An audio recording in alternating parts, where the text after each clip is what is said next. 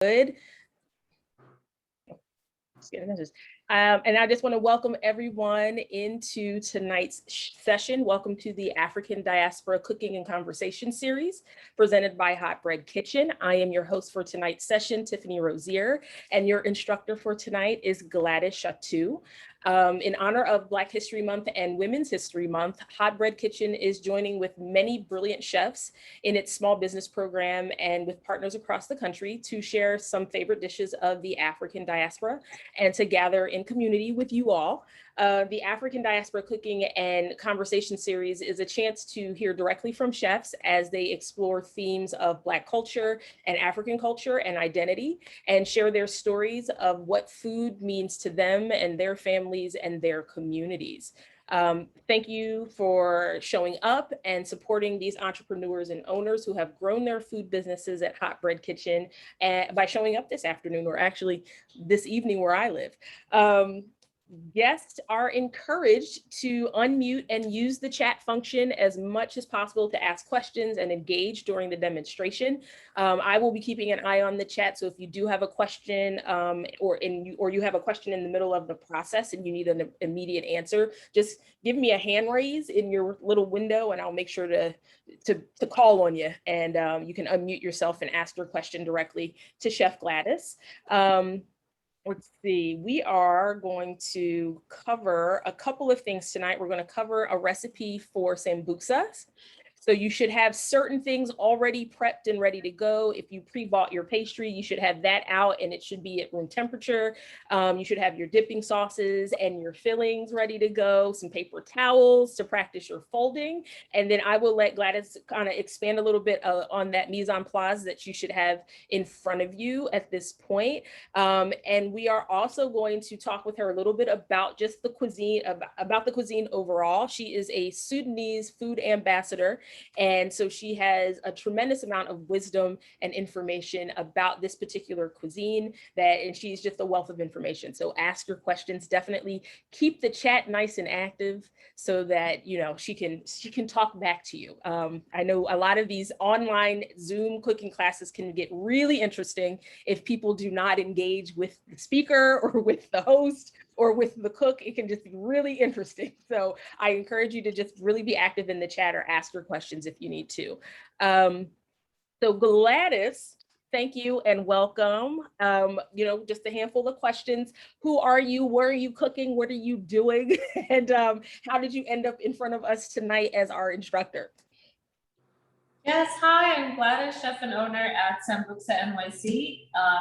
We're the only Sudanese caterer in New York, and everything okay? Can you hear me well? Yes. Okay. All right, you're good. How did you end up with in partnership with Hot Bread Kitchen? Yeah, so when I started my company in 2018, it was called Samosa NYC, and I was looking for shared kitchen spaces. Not a lot of them were friendly in the beginning, but Hot Bread Kitchen welcomed me with open arms, and I'm so grateful to grow with them.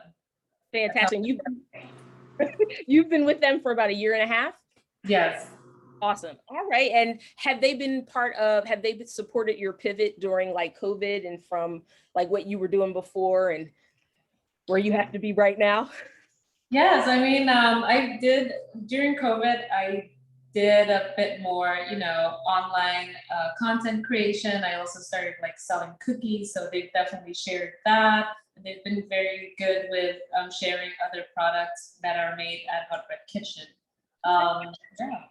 All right, well, we are going to jump into this recipe because we don't want to waste no time because I know this folding lesson might take a minute. As I said, my name is Tiffany. I am a chef, a food writer, and an entrepreneur. I am the host and creator of a podcast called Afros Knives. And so again, I'll be watching the chat. It looks like we already have a question. How many sheets of the phyllo dough should they have ready? So how many sheets? Because it's very thin, right? You have to layer it, so probably 2 or 3 per sambuxa. And then when you cut it, you'll have about 5, depending on how thick the dough is, right? Yeah. Right. And I was going to say, yeah, it's super thin, so it's going to crisp up and shatter a little bit. So give yourself a little, having more is better than having less in those situations. So I say start with 3 or 4. If you notice yourself tearing a little bit in your folding process, you might want to add another sheet. And we are going to talk a little bit about the pre-made dough and the phyllo dough and what you might need to do in order to make sure that you have a successful time of this. So I will turn this over to Gladys if she wants to walk through her mise en place and kind of give us an overview of the recipe. And then, oh, and if you haven't already, go ahead and if you're going to cook your some sambuxas in an oven, go ahead and preheat that bad boy right now. And if you have it, and that should be what, 350? Yeah.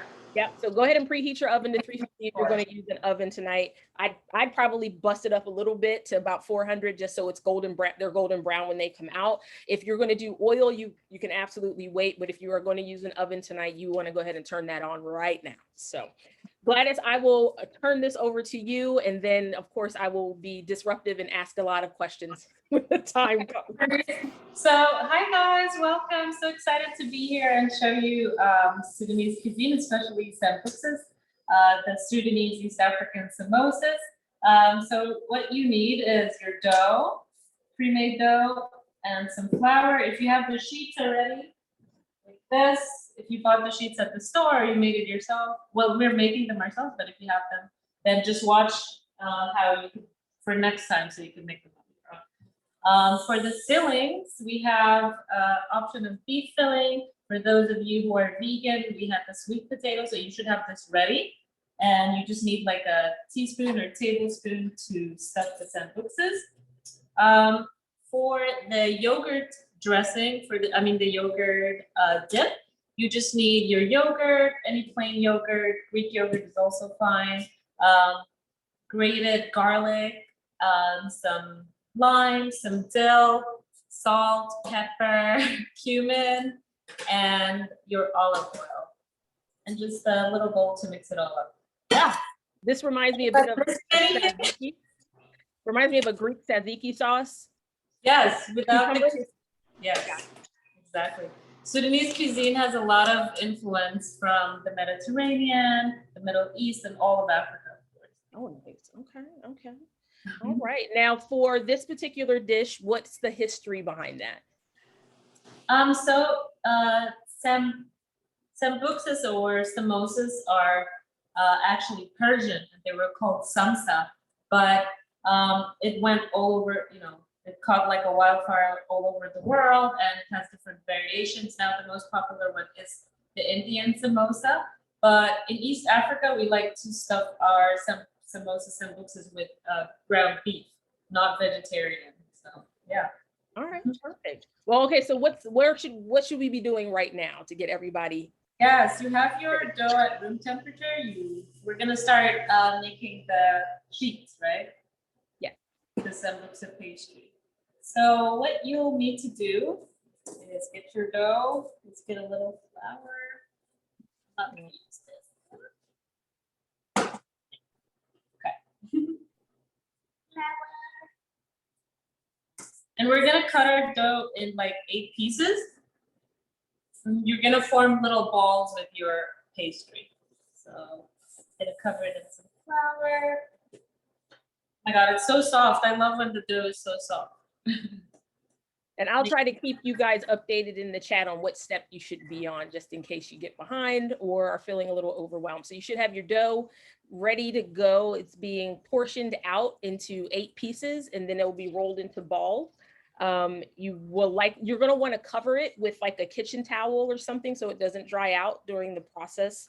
And then we're going to walk through a little folding lesson, because it does take a little bit of skill. It's almost like learning how to make dim sum or dumplings or sushi or anything else across any other cuisine. It takes a little bit of practice, but we are going to walk through how to do this with Gladys in very shortly. Yes. So you just use the palm of your hands, both of them, and you just form balls like this. And that seems very therapeutic. Yes. I have a question in the chat. It says, do you have a preferred type of flour? Just plain flour. Yeah. Plain, like all-purpose? Yes. APRA. Is that is the all-purpose flour traditionally used for sambuxa, or? So in Sudan we have sorghum flour. We Oh, mostly use sorghum flour. Yeah. I know sorghum is definitely making a comeback in a few other cuisines, especially indigenous cooking in the United States. So I can see how eventually you might be able to get your hands on some. Yes. Now, when you did you immigrate to the United States, or were you born and raised here? So I was born in Sudan, and I immigrated to the US in 95. Okay. But then I moved to Switzerland in like 98. So Okay. I was in Queens, in Astoria. I went to school there and everything, and my grandparents were living in Roosevelt Island. So yeah, I moved to Switzerland, but I spent all my summers and Christmases here in New York. So I thought I was from New York until I moved here. That happens to everyone, I'm sure. Yeah. So Okay. I'm not gonna do all of them right now, but I'll do these 4 to make it easier. Excellent. For everyone. So you're gonna need a lot of flour for this step. Sorry, I need to get a roll. I'll be right back. So I should see large clouds of flour smoke in everybody's picture or everybody's window at this point. So you should be really just doing it up back there. I know the recipe calls for, I want to say 34 sambuxas total. So we aren't going to do all 34 of those tonight, but you can definitely, like tonight, you can do like 3 or 4 of them just so you can get used to the fold and know how to fry them and how to stuff them. And then they do freeze beautifully. So you're going to want to fold them all, put them in a Ziploc, put them in the freezer, and then you'll be able to pull them and drop them in some hot oil or into the oven as you go. So yes, it'll look like a lot of dough right now, but don't be intimidated. We're not going to make all of them tonight. And so whatever you aren't going to use, I would recommend just wrapping it in some cling film or some plastic wrap and popping that back into the refrigerator so it doesn't dry out on you. Yes, exactly. So let me see if you guys can see. So I just used my hand to kind of flatten it out. We're gonna do that with all 4. And that. And you guys can see in the other view, it's like kind of a top-down view of Gladys's hands as she's kind of flattening out each dough ball. Like she said, use a lot of flour. And how thick are we getting these? So this is just the first step. They're gonna be very thin. So we're gonna stack them on top of each other to get them thin. Okay, so first I individually kind of stretch them out like that. It doesn't have to be like a perfect circle. We're more actually looking for more of a square. So, and another one. If anyone has questions in these steps, feel free to ask. Like, this took me a while to get right to. Okay. Now I know when we chatted before, you said that your mom was the one who showed you how to make them, and like any good sushi master, that she was a tough judge. So how long did it take you to master this particular recipe? So when I was around 8, my mom used to do a lot of catering. I mean, I grew up with my mom and my grandma doing a lot of catering. And when I was 8, you know, I really wanted to do them. I really wanted to try and help my mom. She was like, no, because it takes too much time to teach the folding technique. And she's a perfectionist, you know. Like, for example, here, the sambuxa, you know, it's not perfectly sealed, you know. My mom would be like, no, this is not okay. This is not a video that your mom needs to watch back and critique. It's actually her birthday today and my brother. Oh, man. Well, happy birthday, Gladys's mom. Yes, in her honor. So yeah, anyway, so after that, like, I just practiced with her on my own, like when it was not an important event. And then, yeah, that's how I learned. It took me about to do it a few times, like few weekends, 4 or 5 weekends like that. Okay. But I was a kid, you know. Yeah. Well, I mean, for anybody who's with us tonight, if you don't get it perfect on the first try, it's okay.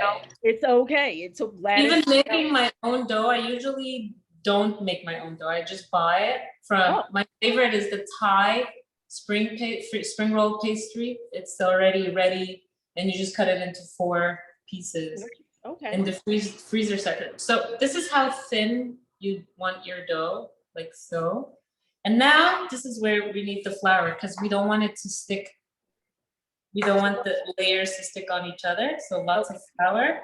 So And each ball is flattened and like rolled out, and then you stack each layer on top of each other with a layer of flour in between. exactly like that. All right. And your oven is preheated, right, everyone? Hopefully. And then while they're stacked, we're gonna actually thin them out even more, flatten them out even more. All right. If anyone's ever watched a video on croissant making or like laminated pastry or anything like that, then you will recognize this technique a little bit, because instead of flour in between each layer, typically it's a layer of butter. So, but it's the same principle. You'll see like the final product is like flaky and bubbly, and a good part of that is from this particular process of laminating these sheets together. So laminating, I'm gonna use that. Thank you. You're welcome. My English is okay, but it's not perfect, huh? 2 years of culinary school and you haven't explained your work all the time. Yeah. Oh, like, what is that called? You're like, it's lamination. Okay. So that's what happens with a really great biscuit when a biscuit is flaky. So if you have like a Southern style biscuit or a buttermilk biscuit and you notice there's flakes in it, that's what's happened. There's lamination. So there's usually like a flour or butter or some type of fat in between these layers of flour, hydrating everything. So it releases all of that steam. You get these really cool layers. So that's the secret there, is just making sure those layers are playing happy together. All right. So next step. All right, so you're gonna put this on a sheet, on a baking sheet, like so, and just bake it in the oven. I usually bake them in the oven all together, and then the danger is though that they stick together at this step. So since you guys are making it for the first time, you already take them apart now, like separate them, each sheet like this, and you just bake it like this for like 2 minutes on each side. Then it's like pre-cooked, so when you fry it, it's already ready to go. So you're gonna par bake these in the oven for 2 to 3 minutes on each side, just to get like the flour hydrated, to kind of get the raw flour taste out of them. And then you can do them one sheet at a time. You don't have to necessarily do them stacked, but you are gonna want to do each side. As an alternative, you can also do it on your stove. You just take a big pan and you just cook it a little bit like that. That would be me. This is the color that you want, when you cook it. Okay, so a little bit brown. Don't burn it, okay? All right, cool. So it's going to be a little bit blonde when you pull them out. And so yeah, if you're having some challenges, go ahead and raise a hand, drop a question in the chat. So with the phyllo dough, are they doing it the same way? So the phyllo dough, you have to brush it with a little bit of oil because it's very flaky and it could break. So you want about 3 to 4 layers, and then you just brush it with dough. And I mean, you're just gonna cut it, once you cook it. Once it's cooked, you got it out of your sheet pan like this. You're gonna cut it into about 4. So this is not perfect, right? It's not a perfect square. So what you will do is you're gonna cut it in half first. Can you guys see? Like that, in half first, like that. And then you can cut it like this. So you see this part is not gonna be good enough for a sambuxa. This part of the pastry, what I do with it is I freeze it, or I put it in the fridge, and then you can just fry it and sprinkle powdered sugar over it. Then you have your dessert as well. Gotcha. So Lauren's working with the phyllo. So Lauren, you're definitely going to want to saturate each layer with fat. So whether it's butter or oil, and then stack each layer on top of each other. And then go ahead and par bake yours together, because yours are so thin, you won't necessarily need to worry about like breaking them up into separate sheets. So go ahead and par bake all of your layers together for 2 or 3 minutes. Just make sure you flip it once in order to get both sides. So once you have that, your phyllo should still be pretty flexible when you pull it. And then you can cut it into the strips that Gladys just showed you. Hopefully that answers your question a little bit. So how far along is everyone? I know, I'm like, so if you can get to the chat and your hands aren't covered in flour, just go ahead and let me know where you are. If you just want to unmute yourself and let me know where you are in the process so we don't rush ahead of you.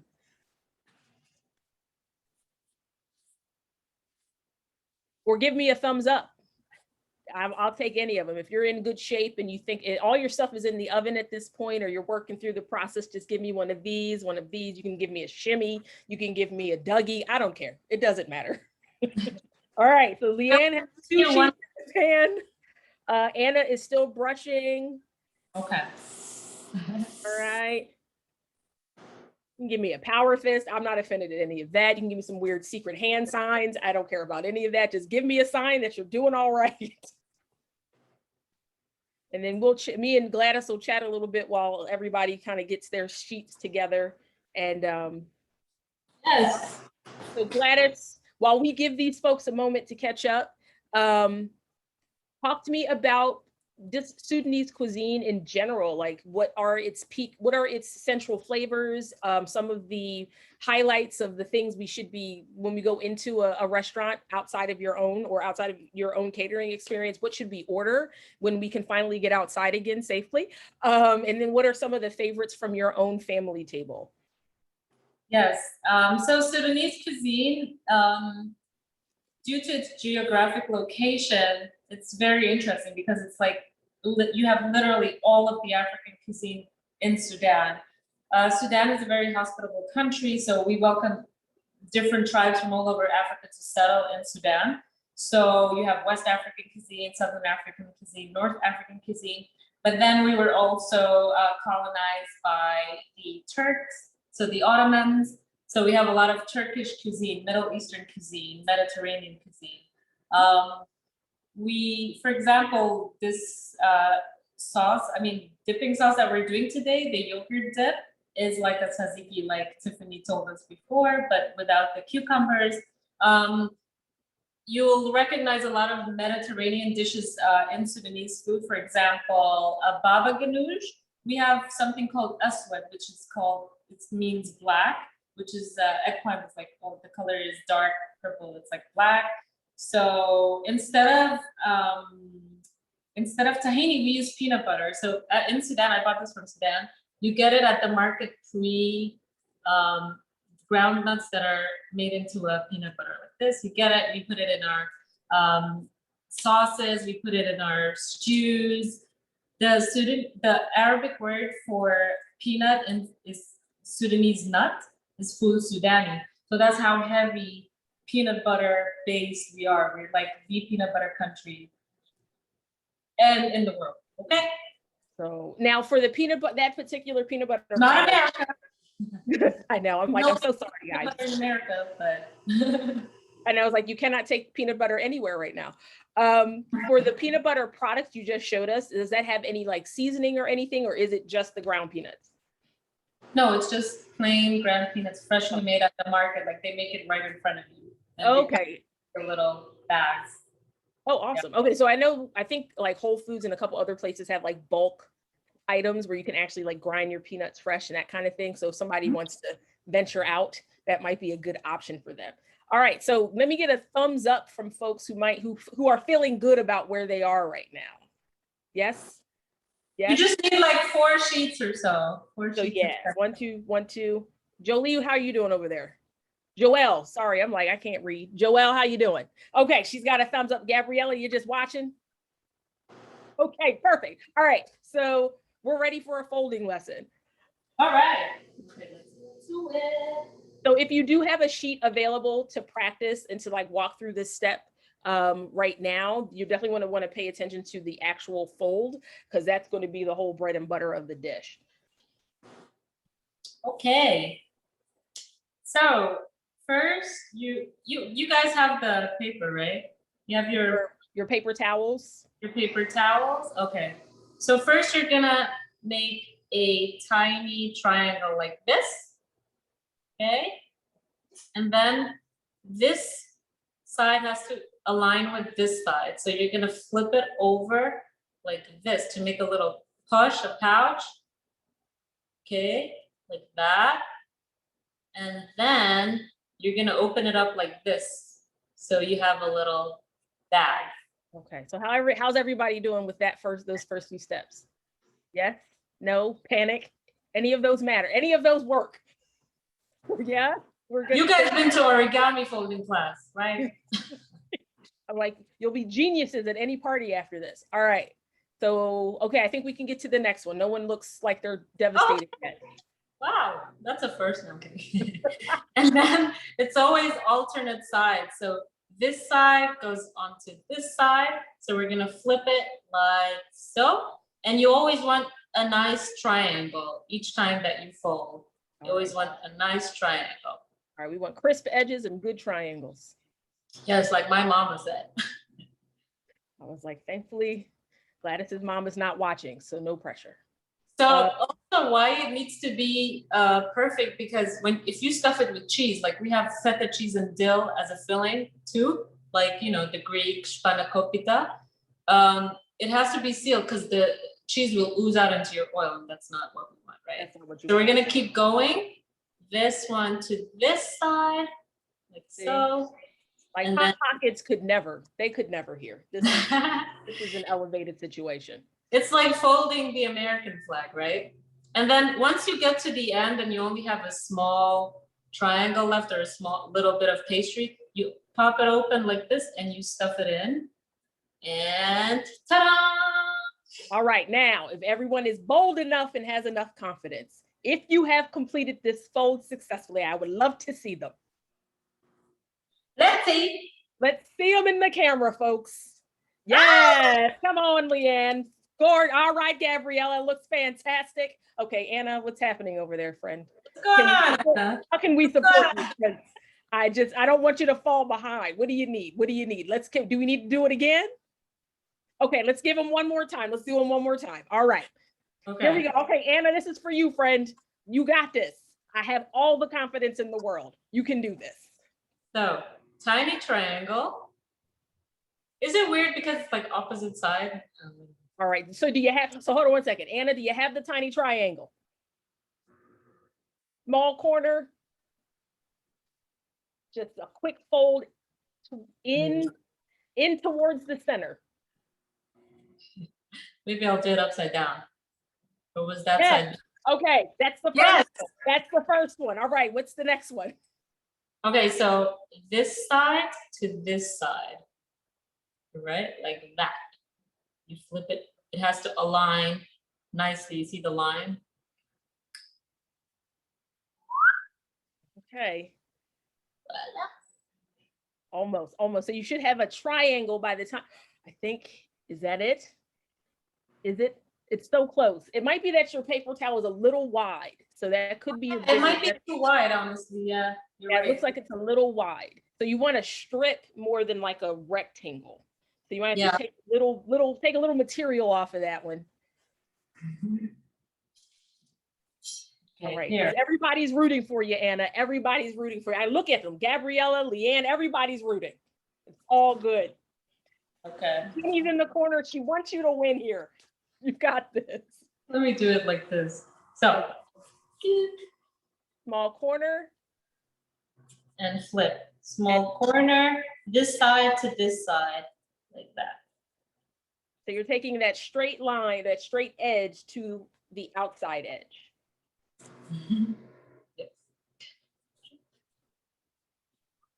And then you have this beautiful triangle. See hope. Next, or hold on one sec. All right, how are you guys feeling over there? Go ahead and hold that up really quickly, Gladys, so they can actually see it. Yeah. Okay. Wait, how was I? Is this okay this side, or should I do it this side? What do you think? Okay, you know, a little practice. We're gonna move to the next step, but I feel like you guys are close. You're adjacent to the right fold at this point. So I would start one more time, fold a corner towards the center, and then flip it up. So that's the straight side actually is adjacent to the other, or is laying on the straight side. So you want two straight edges, but I believe in you. All right, so she's just flipping and folding up and meeting each side with each other. So you maintain the triangle and then tuck. All right, one more time. We got this. All right, first corner, and then let's see the first corner. What's the first fold you got going on over there, Anna? Yes, okay, so that's the first one. So now you need to take that straight side, that straight edge, and meet it to the opposite side. So you just want to you want it flush on top of that other straight edge. So that first fold was perfect. That was brilliant. Yep. Now see how that flat. I think you're winning. Flip it around really quick so I can see this other side. Yes. That is it. And now you're gonna. It's just the paper towel is just too wide. It has to be like. But the fold is correct. So yes. Fold it one more time, and I think you've got it. Yes. Yes, ma'am. That is there. There it is. So now it's just big, but when you have the actual dough and the strips are smaller, then you'll see the actual triangle that you want. But that is exactly what you need to do. That's the technique. Everybody, can you just give Anna a small? There it is. We're excited for you. You're winning. I love it. Okay. Honestly, I had such a hard time with this one when I was little. I was like, what? I don't get it. So what's the next move? Once we have the fold move is you have your posh, right? So you're gonna take your filling and you're gonna stuff. You're gonna take a tablespoon or a teaspoon, depending on how big your sambuxas is, and you're gonna just stuff it, right?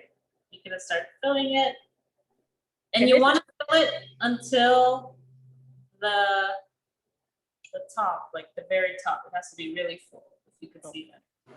So you stuff it after that second fold. So you have like the first small corner, and then that initial fold is when you can stuff the pocket. Yes. And then you're gonna do exactly what I showed you before, this side to that side. So you're gonna try not to lose your filling, right? So you go like that, pop it like that, and then this side to this side again, flip, that, and then another side, like that, and then you just stuff it like we did before. All right, how is everybody feeling about that one? Yay? All right, Leanne she's smiling and she doesn't look panicked, and there's no fires in her kitchen, so I think she's doing well. Everybody else, somebody's having a good dinner. Some people. If you can give me a thumbs up in the chat or in the video to let me know you're doing well. Yes. Anna, we know what's happening over there. It's all good. No pressure. You got the fold down. We understand the stuffing. Margot's giving me a thumbs up. Is that Carly? She's giving me a thumbs up. Cedric, how are you doing over there? Lauren? Everybody? Anybody? Because we want to get to the frying part so we can get to the eating part, which is the most essential part. Diana, thanks. Thumbs up. I don't know who Yoga is, but you know, a thumbs up or something, or a hand clap or a high five will work. All right. So we are going to stuff 3 or 4 of these. It'll give you some practice with the folding and the stuffing, and then we will drop them into some hot oil or into the oven. Yes. So Gladys is stuffing more. So if you want to keep watching her technique and watching her hands and what she's doing, that'll also give you a really good visual cue on like how much to stuff and how to fold and all of the business. So yeah, the sweet potato is a bit tricky because it oozes out like the cheese. So careful that. Margot made a great point in the chat. If you are using the phyllo, which I think Lauren was using phyllo, is just make sure you brush it with more fat before you fold so you can get a good seal.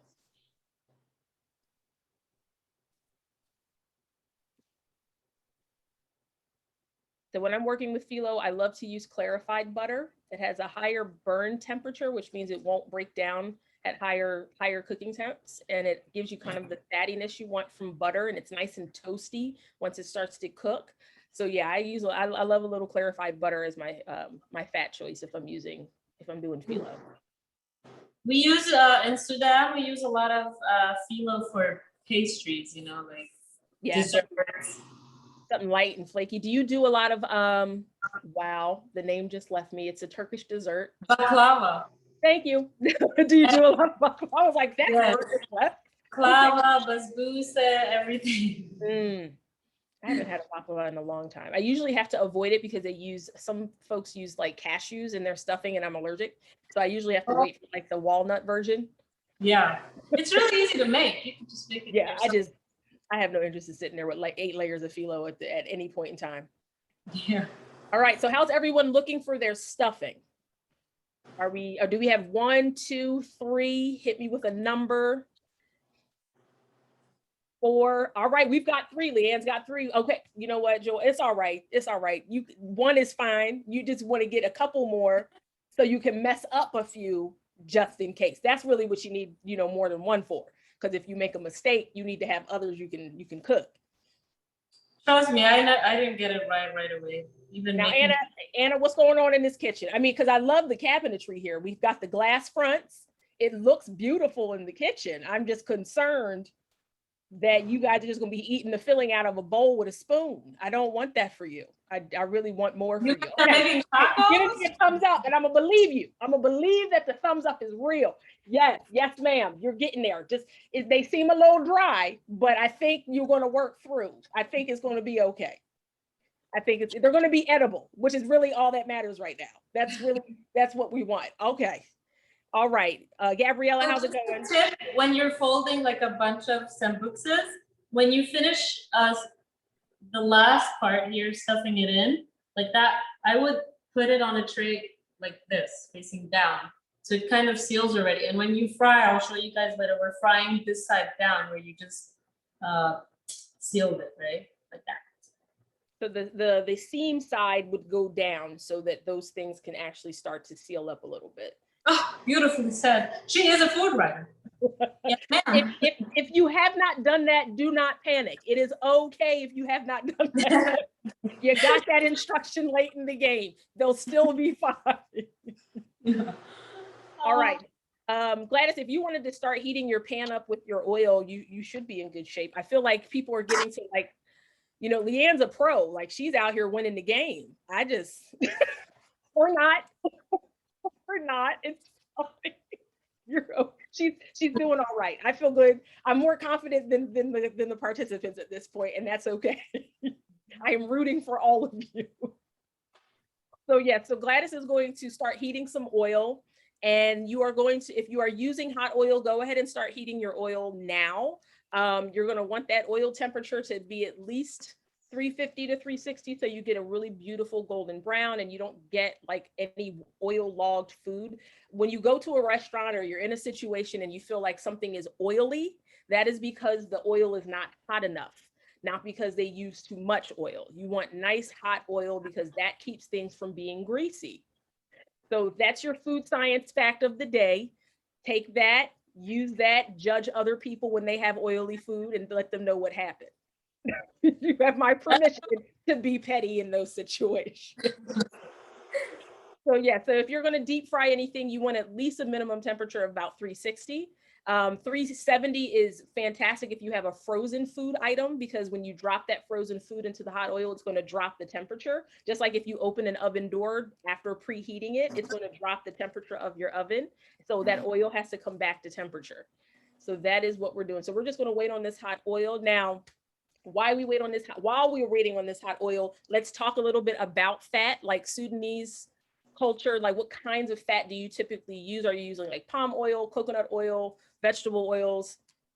Yes, so we use a lot of just what's indigenous kind of to Sudan. So for example, peanut oil, again, the peanut comes out. We also use sesame oil, just regular vegetable oil. We don't really use palm oil in the north of Sudan, but we use palm oil in southern Sudan because it's, you know, they use a lot of plantain. They're influenced by their neighbors, Uganda, Kenya, etc., Congo. Yeah, so they use more of the palm oil.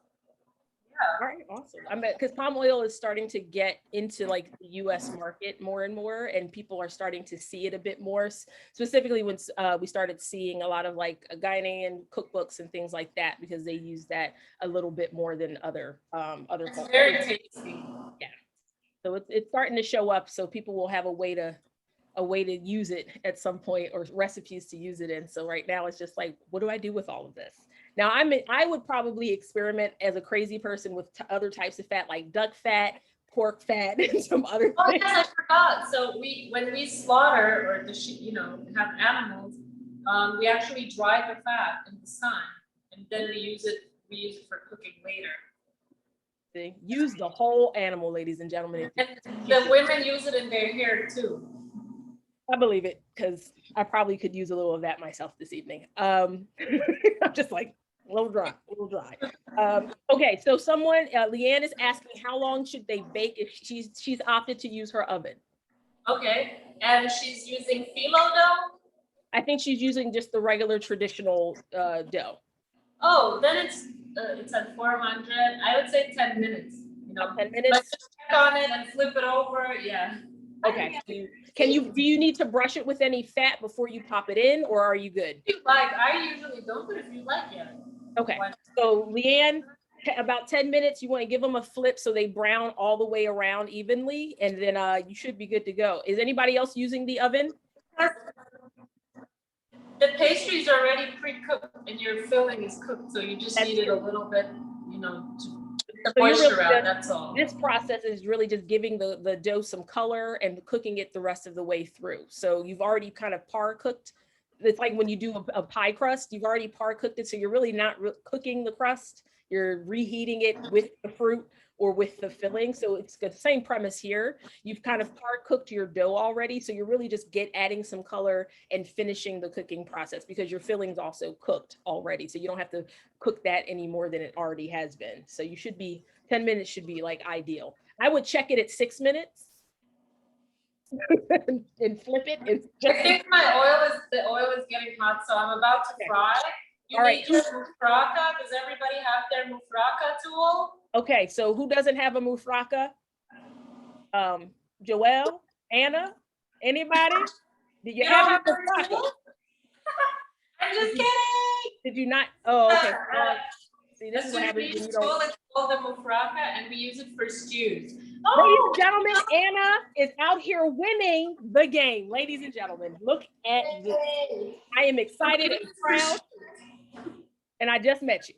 Okay. Okay, so I'm gonna fry some. Are you guys ready? Let's fry. So we're lowering it on this side where we sealed, right? We're lowering it like this. You don't throw it in. You lower it in. So when you are working with hot oil, you drop the seam side down into the oil first, and then you lay the sambusa away from you into the oil, not towards, away. I'm not responsible for any oil injuries. Just know that. We had a question about your tool. What is it? The maraca. Thank you. Where can you order one? Can you get that on an Amazon? Is there a special website we need to seek out? So you can get it on what is it called? Taste of South Sudan.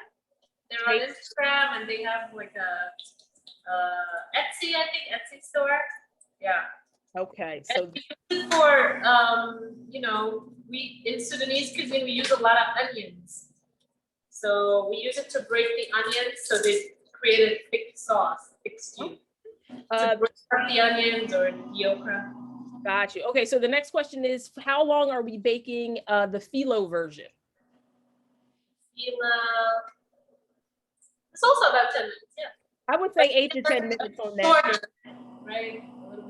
They're at 350, so probably I would say 8 to 10 minutes on that. I would keep an eye on that phyllo. So once it starts to go golden brown, you want to flip it to make sure it's even. And then, because it's not very thick, so it's not going to take very long to kind of kick off all of that moisture.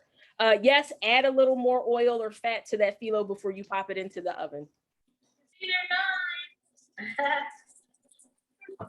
So this one opened up a little bit, but it's okay. See that? See, that's a practice one. That's okay. You just break it up like that. There you go. And you eat it. But technically, that's a practice one. So if you have guests who are just sitting in the kitchen with you, that's something they can eat. If you have a moment like that, that's like licking the spoon if somebody's baking. Yeah. And you see the extra dough that you have, it looks like a pastry, like that. Nice and flaky. That's beautiful. You just put powdered sugar over it, and you have a nice dessert. See, nothing goes through it. So how long are you frying each side? You saw that, it was like, what, 10, 15 seconds? That's it. Okay. So you're just looking for color? Color. Okay. So we're looking for golden brown color on both sides, and then we flip. So just remember, like, your fillings are already cooked. So you're not necessarily like cooking beef or anything to a certain temperature for doneness. You're really just bringing it back up to temperature so it's hot. And then everything else is essentially just cooking off the rest of that pastry. So if you've cooked it properly in the oven before you folded it, you shouldn't have to spend too much time cooking it all the way through. All right, Anna, because you are out here, I wish I could send you something. I have a bottle of whiskey I will put in the mail, but because I'm excited for you. I feel like this is a thing that can happen for your life throughout the entire summer. You can show up with these things and people will be like, okay, that's what you do. Like, you spent the quarantine, like, if the outdoor markets are up, if the outdoor markets come back, you could come work with me. See, Anna, look at this. You got people out here already recruiting you. I don't even know if you need a job, but you know you've got one here. I'm excited for you all. All right. So do we finish them with any type of like seasoning blend? I know we have our dipping sauces as well. Do we hit them with some salt when they come out of the oil or the oven? No. All right. There you have it. Plain. So usually in Sudan, we have a lot of hot sauce. So we have hot sauce on the side and the yogurt dip. I'll just show you guys how to make the yogurt dip real quick. Awesome. You just get your garlic, grated garlic, like that. Dill, we use lots of dill, like this. And then we're just gonna add a little bit of yogurt.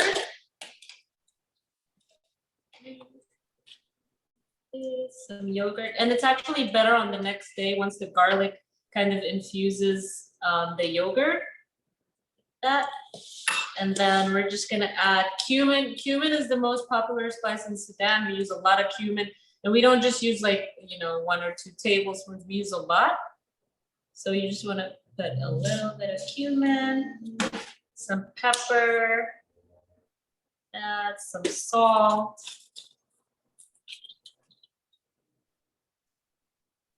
Much, and a dash of olive oil. Usually we would use sesame oil, but I don't have it. And a little bit of lime. Nice. There. So that seems like that's a condiment you just want to make and have in your refrigerator for anything. Yes. Yeah. So one of my friends in college, I used to make it for my friends in college, and she's from Colombia, and she still makes it for whatever, their empanadas. She makes it as a dipping sauce for their empanadas. Great. There you go. All right, friends. Okay. Now, does anyone have any they want to show? If you don't, it's fine.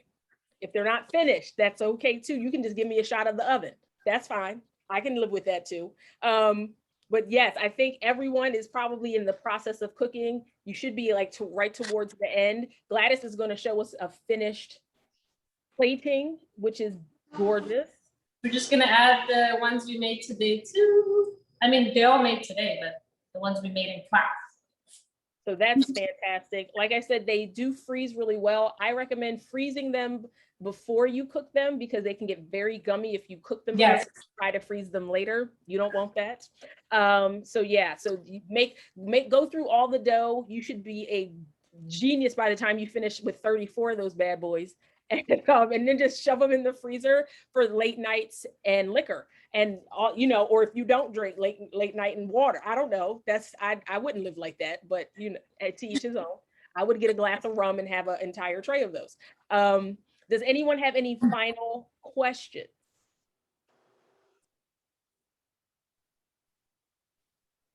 Leanne says, thank you for sharing your recipe. We already know that, Anna, you have an open job invitation. I'm excited to see what happens with your entire life now that you have mastered this fold. And yes, what's a really great thing? What is another thing to pair with the sambuxas, like a salad or any other? Okay. Like you see here, salad, we use a lot of arugula, tomatoes, cucumber, you know, like Greek salad with feta cheese, but we use a peanut butter dressing as well. Okay, all right. So yeah. I mean, so try to make a dressing with a little bit of peanut butter. It's really delicious. And then try some other types of fillings once you feel confident. So yes, well, thank you all for showing up and letting me be ridiculous with you for more than an hour. It's my usual state of being. So yes. And let's see, I had a question from Lauren. What can you do with extra filling? Extra filling. Oh, well, so let's see. This one, you could add rice, cook some rice on the side, mix it up, add a little bit of tomato paste, and then fry some cubes of potato on the side. And that's also a traditional Sudanese fried rice dish. It's called gima. And for the sweet potato dish, I would just eat it with a salad on the side. Like I love to eat that with some quinoa. You can eat it for the rest of the week. Yeah. Yeah. Okay. See, I'm gonna drop that in the chat, and then yeah. Okay. You know what, Leanne? Thank you for asking, because now I'm hungry and I want that with the potatoes and the beef. So what is happening with you, Gladys, for the rest of the season, and how can we support you and buy your products and engage with what you're doing? Yeah, so what's coming up is more cooking classes. I really enjoy doing this during Corona. You could go check out Instagram at Sambuxa NYC, and I have lots of recipe videos that are quirky and fun, and we were all in quarantine, so it's not that serious. But definitely Ramadan is coming up, so we're going to be selling a lot of traditional Sudanese biscuits, cookies, and lots of dry spice mixes and chai and coffee blends. Yeah, I need to get my hands on some of the chai. So can we order those for delivery or pickup, or to have shipped? Yeah, shipped. Okay, so we can have that. I'm gonna order some chai and have that shipped to my house. That sounds like an idea. Let's see. So I've dropped one of the Instagram handle, which is Sambuxa NYC. You can follow me and all of my antics and my ridiculous at Afros Knives. And you can also follow me on Twitter. That's the name of the podcast. So that's on Apple Podcasts, Spotify, just about everywhere, as well as the website. And of course, Hot Bread Kitchen, thank you so much for hosting this fantastic class. They are doing fantastic work in this community and beyond, so be sure to follow them. And then hit up the donation button. I also believe if you love what someone's doing and you want to see them do more of it, then they need money. That just is unfortunately how things work. Once we can trade goats and lumber and gold again, then hey, that's a whole new conversation. But for now, they only accept US currency. So I would just